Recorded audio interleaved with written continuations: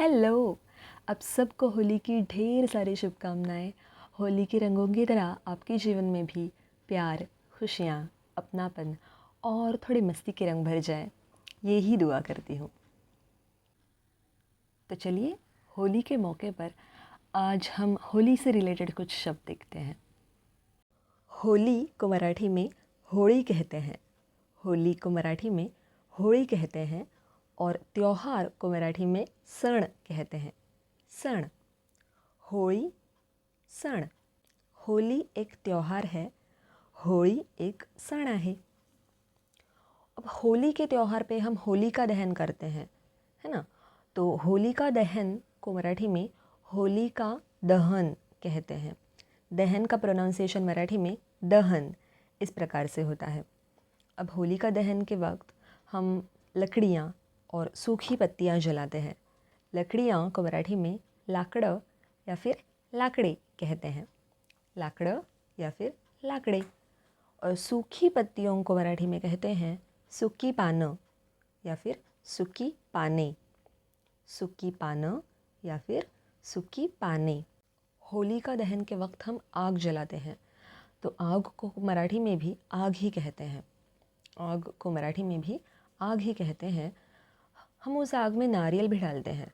नारियल को मराठी में नारळ कहते हैं। नारळ। अब होली का त्यौहार रंगों के बिना तो अधूरा है। रंग खेले बिना हम होली थोड़ी ना मनाते हैं। हिंदी में हम रंग बोलते हैं और मराठी में रंग, ग को थोड़ा लंबा खींचते हैं। रंग।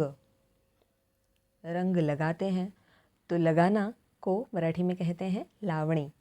रंग लगाते हैं मतलब रंग लावतात। रंग लावतात।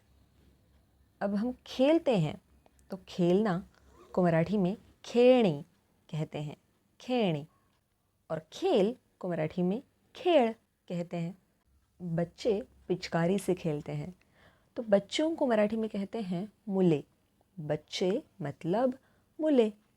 और पिचकारी को मराठी में पिचकारी कहते हैं। च का प्रोनाउंसिएशन च इस प्रकार से होता है, पिचकारी।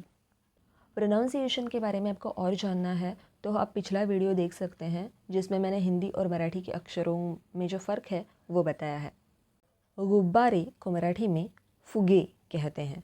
गुब्बारे को मराठी में फुगे कहते हैं। और गुब्बारा को मराठी में फुगा कहते हैं। गुब्बारा मतलब फुगा। बच्चे गुब्बारों से भी खेलते हैं। बच्चे क्यों, बड़े भी खेलते हैं, हालांकि वो ख़तरनाक होता है। और हम सब अपने दोस्तों के साथ, अपने फैमिली के साथ खेलते हैं।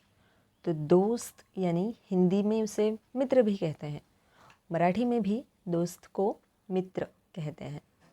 मित्र।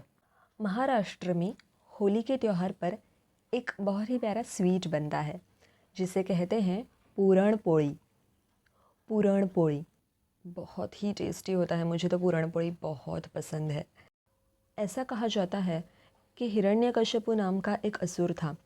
उसका बेटा प्रहलाद, जो भगवान विष्णु का भक्त था, उसे मारने के लिए हिरण्यकश्यपु ने अलग अलग प्रयास किए। उसकी बहन होलिका, जिसे आग से ना जलने का वरदान मिला था, वो प्रहलाद को गोदी में बिठाकर आग में बैठ गई और वो जल गई, लेकिन भक्त प्रहलाद बच गए।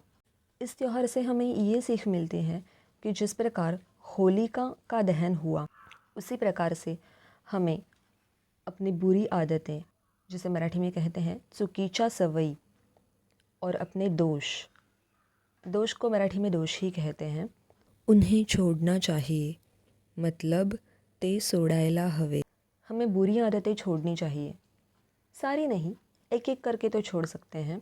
तो बुरी आदतें को मराठी में कहते हैं चुकीच्या सवयी, और दोष को मराठी में दोष ही कहते हैं। और ये त्यौहार हमें खुशियाँ बांटने को सिखाता है। वैसे हर त्यौहार हमें खुशियाँ बांटना ही सिखाता है ना। खुशियाँ को मराठी में कहते हैं आनंद, और बांटना को मराठी में कहते हैं वाटणे। तो चलिए खुशियाँ बांटते हैं। आई होप आपको वीडियो यूज़फुल लगा होगा। अगर यूज़फुल लगा तो चैनल को सब्सक्राइब कीजिए और टिंग टिंग टिंग टिंग टिंग बेल आइकन दबाइए, ताकि आगे आने वाली वीडियोज़ के सारे नोटिफिकेशंस आपको मिले। Till then take care, bye bye.